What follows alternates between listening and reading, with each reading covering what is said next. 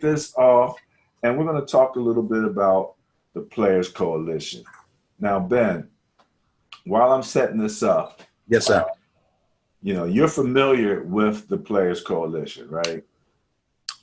I know there is one.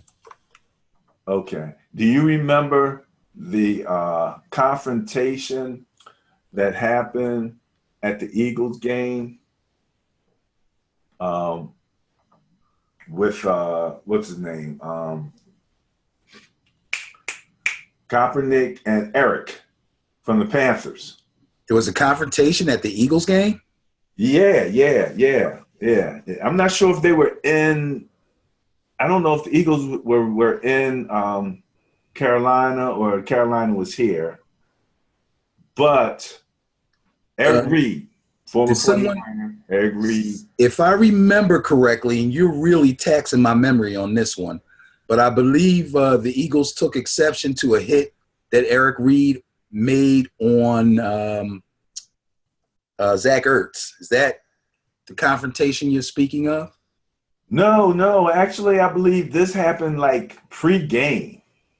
Oh, pre-game. Okay. Pre-game. Yeah. Eric Reed was questioned about maybe not wanting to speak to, shake hands with, or something along those lines. Something along Malcolm those Jenkins. lines. And people questioned him after the game as to why he acted the way that he acted. Yes. Okay. All right, I'm with you. Key pillars. Can you see that in front of you? Yes, I can.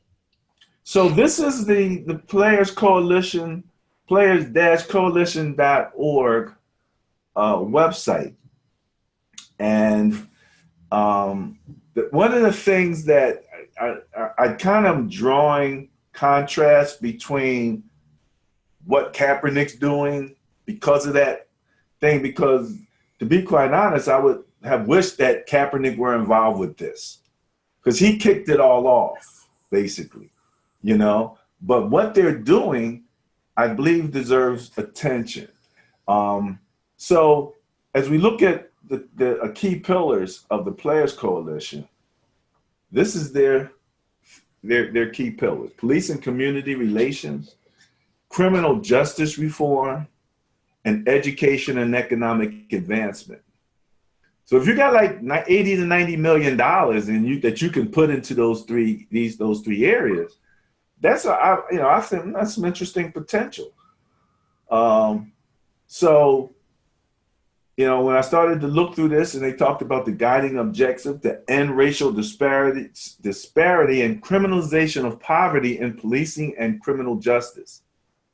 I love it. I love that line. It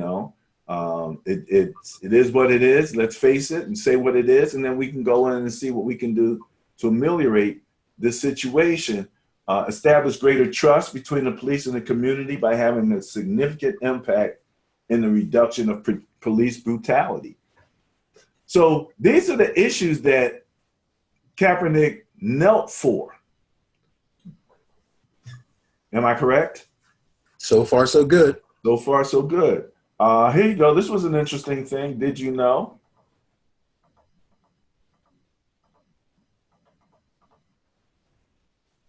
So I just want to make sure you can see the bottom where you see the numbers. Yes. 1,147 killed, 149 unarmed people killed.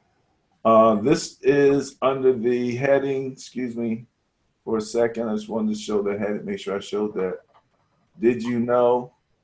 And so they're talking about, police killings, and they're just showing it very graphically. So 1,147 killed by police in 2017, 149 were unarmed. If you're Black, you're 3 times more likely to be killed and 3.49 times more likely to be shot if you're Black.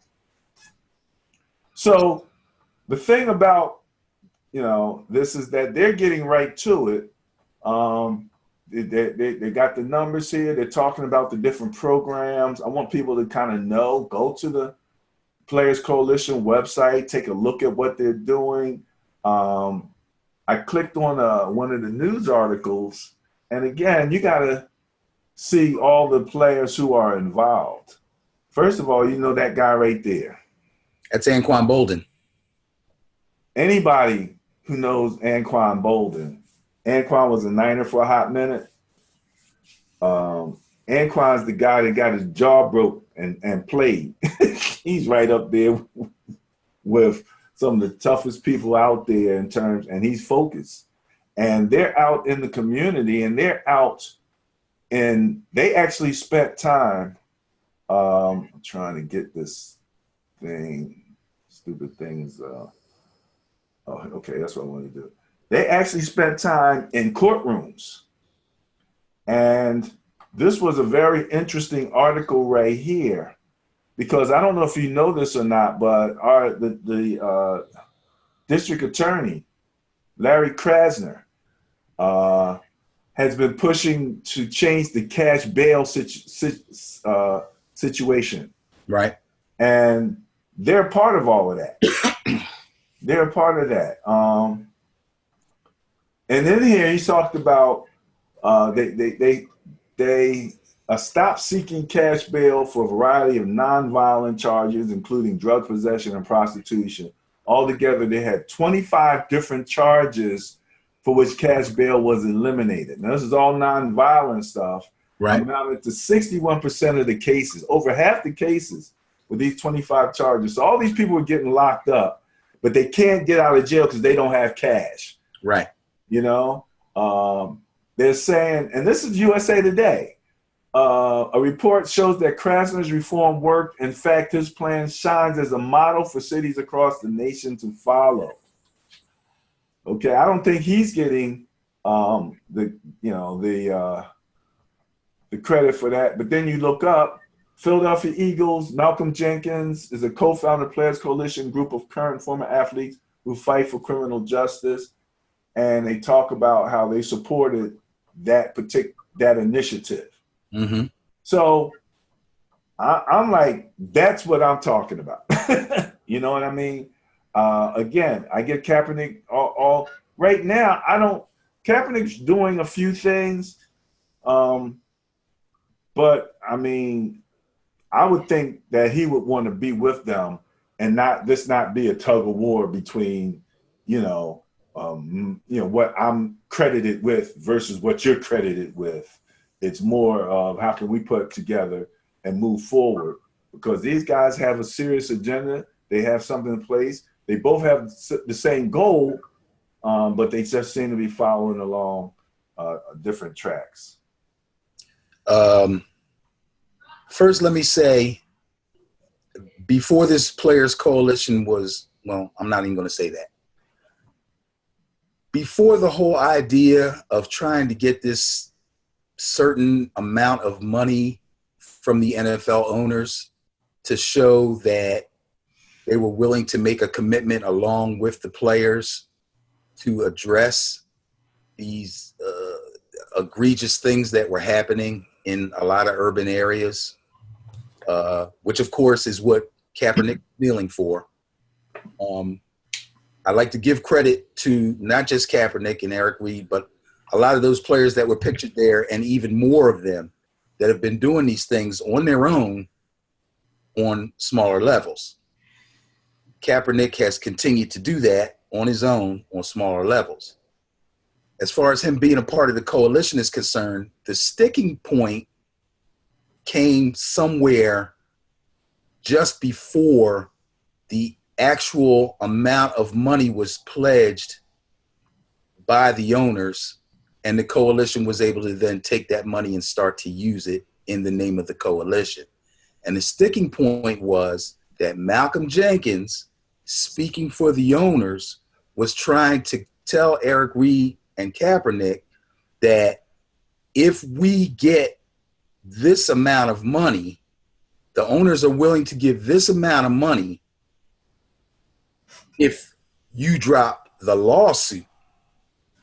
That was the sticking point, as far as I know. If anybody out there, please always click, always subscribe, talk to us on our YouTube channel. Let me know if you know something other than something I might be missing, or if I'm incorrect with that, but there was a big argument between Eric Reed and Malcolm Jenkins in reference to why do we have to drop the suit, or why do we have to say certain things in order for the owners to show a commitment. Either they're committed to the same things that we have a problem with, or they're not.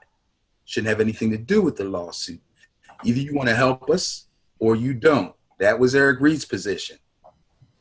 And that's why they pulled out of the coalition. Well, Eric Reed pulled out of the coalition. I don't think Kaepernick ever actually aligned himself with the coalition. I think Eric Reed tried to in the beginning. But the negotiations that were going on between the players and the owners, as far as how much, what it's supposed to be used for, and all that, somewhere in between there was a falling out between Reed and Jenkins in reference to the lawsuit. Reed was like, we're going to do this regardless. But we also want to do all these other things. And for us to do these other things on the big scale that we'd like to do them, we need the owners. Are you with us? Are you committed? Are you willing to give us this amount of money to do this? And they seem to not want to do it unless they drop the lawsuit. And that's why he pulled out. So actually pulling out kind of let the coalition go on and get the owners to do what they wanted them to do and be able to do what they're doing now with the money that the owners pledged. That's the way I see it. So well, interesting. The coalition is doing a great thing. And all the things that they're doing is what Kaepernick wanted, as far as I know. So to me, it's a win-win.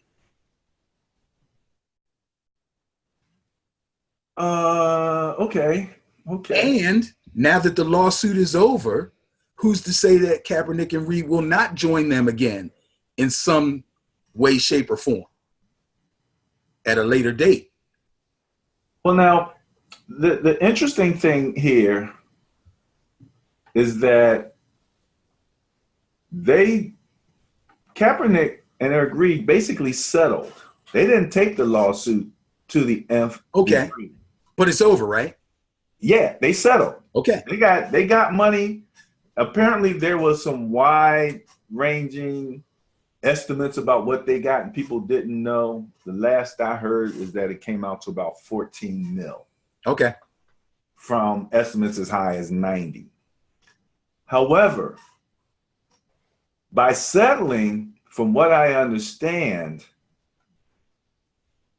had they pushed this all the way through, this would have somehow enabled the Players Association and might have paid him more money. There's a whole issue there about how it impacted the Players Association. The association or the coalition? No, the union. Okay. This is, the union, if they had went through with the full lawsuit, I think that's what the union wanted him to do. Okay. I will clarify for the next show. People can, maybe you can, again, someone knows and can give us some more insight into this. But that's what I think they wanted to happen. He would have actually, he had an opportunity to get more money. It was like deal or no deal. You know, you can take that money up there, but the lady's calling down on the phone saying, or you can keep playing, brother, but I'll give you this right now. You know. The thing is that would have in order for them to go all the way through with that, I mean, they had the choice to do it. The suit was in place. They went to court. They did what they had to do. They decided to settle. If they had decided not to settle and continue to push through and try to prove collusion, then yes, that would have been not only for them, but for everybody else who knelt too. And there were plenty of other guys who knelt. So, but if the Players Coalition didn't seem to be that interested in getting that benefit, they were saying, drop the suit, come in with us, they'll give us the money and we can roll. Well, they got the money. That's not, again, if that's how the NFL first kind of set them up, I can kind of see them going to them like, look, You know, it's about the bigger picture. It's about what we can do for the people. If we can get this humongous lump sum of money, close to 100 million, you know, you still want to beat him up for, you know, your particular situation, especially considered that he already made about 40 million in the NFL. So it ain't like he was hurting for cash. Right. The missing link Huh? seems to me like the missing link here is, instead of Eric Reed saying, the heck with y'all, I'm not making no deals with the owners. Either they're with us or they're not. He could have then come back and said, listen, we going to go for this. And if we prove collusion, they didn't only just collude against Eric Reed and Kaepernick, they colluded against all you guys. Everybody who took a knee in one game or 10 games, they colluded against all of you, or could have, or would have if they were able to or wanted to.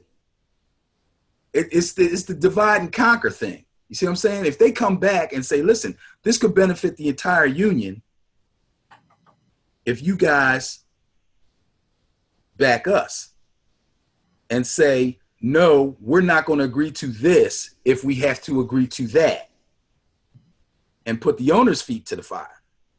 But they didn't. They let them go their way with the suit. They could have joined the suit. Could they not have? Could the Players Association have said, we want to join in on the suit? I don't know. I'm not a lawyer. I don't. Yeah, that's we'll look into it a little bit more. They chose not to do that. The number one thing was that, again, though, just to get back to it, is I wanted to expose what the Players Coalition was doing, and that's wonderful. You know what I mean? So I think that it makes a difference. It's making a difference out in the community. Again, if their influence helped Krasner, you know, get those cash bail situations out, because you get someone, they get nabbed for whatever. You know, black people get nabbed at a higher rate for marijuana, for example.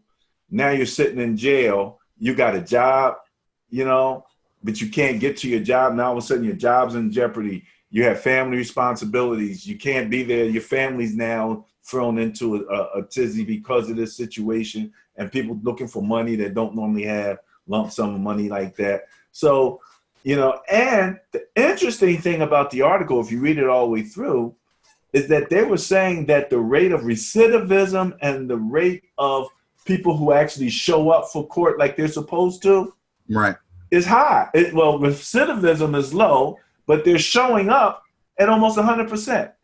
Mm-hmm.